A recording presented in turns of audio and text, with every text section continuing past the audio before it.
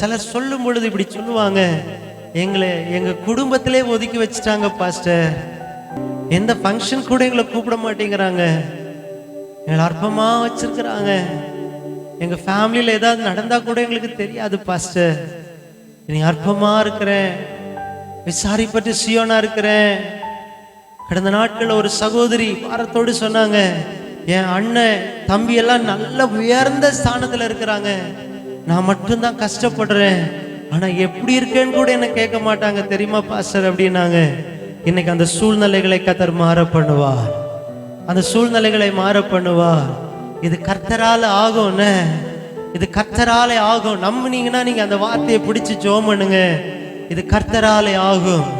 நம்முடைய கண்களுக்கு அவைகள் ஆச்சரியமாய் தோன்றும். கர்த்தர் இவர்களுக்கு பெரிய காரியங்களை செய்தார் என்று புற சாதிகளுக்குள்ள சொல்லிக்கொள்ள கர்த்தர் கிருபை செய்வார்.